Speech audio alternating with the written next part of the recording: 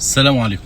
ازيكم يا جماعه، عاملين ايه؟ انا النهارده عايز اوجه كلامي لبعض جماهير الاهلي اللي مش عايزين يفرحوا بالدوري ولا عايزين يفرحوا بانجازات فريقهم اللي تعب جدا طول الموسم، اللي لحد النهارده محقق لك بطوله افريقيا ومحقق لك الدوري ومحقق لك كاس ومحقق لك كمان السوبر المصري، 4 بطولات، وكمان لعب في كاس العالم للانديه وعمل مباريات كويسه جدا وحصل على الميداليه البرونزيه في البطوله، ولسه قدامه كمان البطوله الخامسه اللي هي كاس السوبر الافريقي مع الزمالك، وان شاء الله رب العالمين يقدروا يحققوها الابطال دول. انت كجمهور ايه اللي انت عايزه؟ اللي انا عايزه كجمهور، انا عايز بطولات، عايز فريق يكسب على طول، عايز اشوفه بينافس على كل البطولات وبيفرحني بالفوز وبالبطولات وبالتتويجات، هو ده اللي الجمهور عايزه. اما ان انا اتدخل في قرارات اداره، ولا ان انا مثلا اقول ليه انت دخلت ده يتحقق معاه، ولا انت استدعيت ده للتحقيق، ولا انت عاقبت ده، ولا انت جازيت ده، ولا انت كافئت ده، مفيش جمهور في العالم بيعمل كده.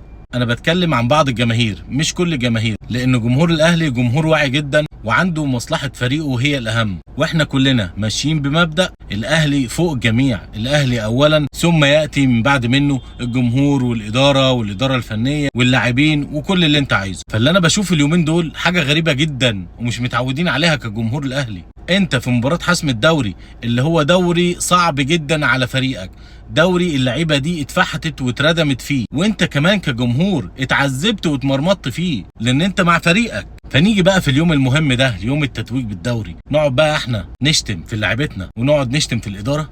هو ده كلام؟ من امتى واحنا كجمهور الاهلي بيعمل كده؟ من امتى؟ ده انت المفروض تفرح، المفروض تشجع لعيبتك، المفروض ان انت تهتف للعيبتك تقول لهم شكرا للي لعب واللي ادى واللي ما اداش واللي ادى على قده واللي ادى بجهد كبير. لازم انت تشجع الكل، انت تقول لهم في نهايه الموسم شكرا ليكم على ادائكم، شكرا ليكم على اللي اديتوه، شكرا على اللي انتوا فرحتونا بيه، شكرا على تعبكم، وشكرا على الوقت اللي انتوا قضيتوه في النادي وبعدتوا عن اهلكم وبعدتوا عن قرايبكم والتزمتوا علشان تقدروا تحققوا الانجازات اللي انتوا حققتوها السنه دي وفرحتوا بيها جمهوركم. ده المفروض ان احنا نقول للاداره دي شكرا. انا عمري في حياتي ما شفت نادي جايب تقريبا العلامه الكامله، انت بتتكلم في 95% من البطولات اللي انت لعبت عليها انت حققتها، ومع ذلك بعض الجماهير قاعده بتشتم في الاداره وفي اللعيبه. بصراحه انا عمري ما شفت كده في حياتي، وعايز اقول ان القله من جماهير الاهلي دي ما بتعبرش عن جماهير الاهلي، وانا واحد من جمهور الاهلي احب اقول شكرا للاداره، شكرا للعيبه، شكرا لكل اللعيبه من اول كهربا لحد حسين الشحات ولحد اسامه ابو علي ومحمود متولي، كل اللعيبه وندفد وطاهر محمد طاهر اللي انا كنت دايما بنتقد اداؤه، لكن في نهايه الموسم شكرا لانك مره قطعت كوره، مره عطلت هجمه، مره جبت لنا هدف، مره احرزت لنا بطوله، مره كسبتنا مباراه. فلازم اقول لك شكرا، لازم اقول لك شكرا. تكمل معايا ما تكملش، الاداره تاخد معاك موقف، المدير الفني ياخد معاك موقف، دي مش بتاعتي. انا اقول لك شكرا على الاداء اللي انت اديته، اقول لك شكرا على الوقت اللي انت قضيته معايا، وبعد كده اللي يحصل مش بتاعي. فاتمنى من كل جماهير الاهلي انها تقف ضد القله اللي قاعده بتخرب في النادي واللي قاعده بتبوظ كل حاجه انتوا بتبوظوا الفرحه. جمهور الاهلي حقه يفرح ويفخر بناديه ويفخر بلعبته، كل لعبته. الناس اللي بتشتم في كهربا، تشتموا في كهربا ليه؟ كهربا ده شالك قبل كده، كهربا ده جاب لك بطولات قبل كده، كهربا ده كسبك مباريات قبل كده. وتعالوا بقى نتكلم على قصه احتفال اللعيبه وعدم احتفال اللعيبه مع الجمهور في مباراه سموحه. ناس كتير مختلفه مع اللعيبه ومختلفه مع الشناوي بالذات،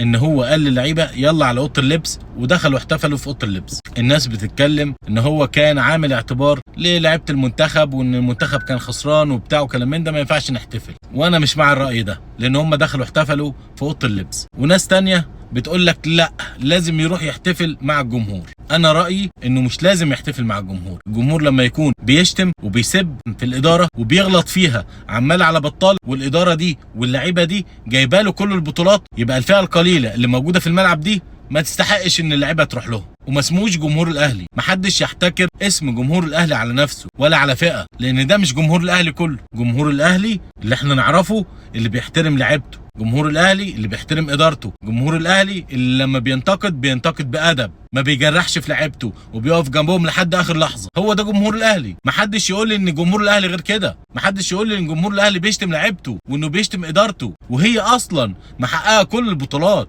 مفرحاك طول السنه. فمش منطقي اللي بيحصل ده. انا مش عايز اقول الناس دي مأجوره والناس دي مدفوع لها والقصص دي، انا ماليش فيه. انا ليا في ان انت تحترم نفسك اجيلك وعلى راسي، هتقل ادبك مش هجيلك ومش هعبرك. ومحدش يجي يقول لي انت ما جيتليش ليه. فاتمنى من جمهور الاهلي ان هو ياخد باله من اللي بيحصل، ياخد باله من الناس اللي عايزه تهد ناديه وبيستغلوا فئه من الجمهور علشان ينفذوا مخططات ليهم ويهدوا في النادي ويخربوا عليكم فرحتكم. انت لازم تفرح، انت حقك تفرح، حقك تفرح وتفخر كمان بناديك وبالانجازات اللي وصلت لها وباللعيبه اللي تعبت طول الموسم. بس كده، مبروك مليون مبروك لكل جمهور الاهلي العظيم الفوز بالدوري التقيل الصعب، والفوز ببطولة الكاس، والفوز ببطولة السوبر، والفوز ببطولة افريقيا، واداؤه الرائع اللي في كاس العالم للانديه. افخروا بناديكم. مليون مبروك لكل جمهور الاهلي، مليون مبروك. احنا مالنا احنا بالاداره عملت ايه مع المدرب ولا عملت ايه مع مترجم المدرب؟ ايه الشغل ده؟ ايه الشغل ده؟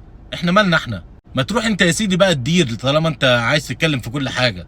روح انت امسك الاداره، طالما في اداره موجوده وماشيه كويس وبتحقق لك بطولات انت تسكت خالص. استمتع بفريقك واستمتع بالبطولات وبس، مالكش علاقه بالاداره. سيب كل واحد يقوم بشغله، انت اعمل شغلك وادعم فريقك كجمهور، وسيب الاداره تعمل شغلها. ده اللي انا اعرفه. ما يقعد مترجم ولا يمشي مترجم، ولا يقعد مدير فني ولا يمشي مدير فني، ولا يقعد لاعب ولا يمشي لاعب. احنا المهم عندنا كجمهور النادي الاهلي، هو ده المهم.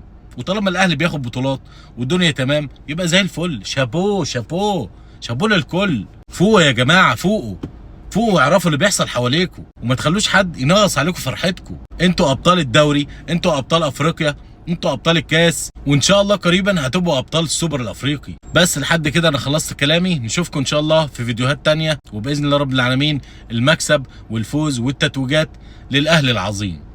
شكرا ليكم، سلام.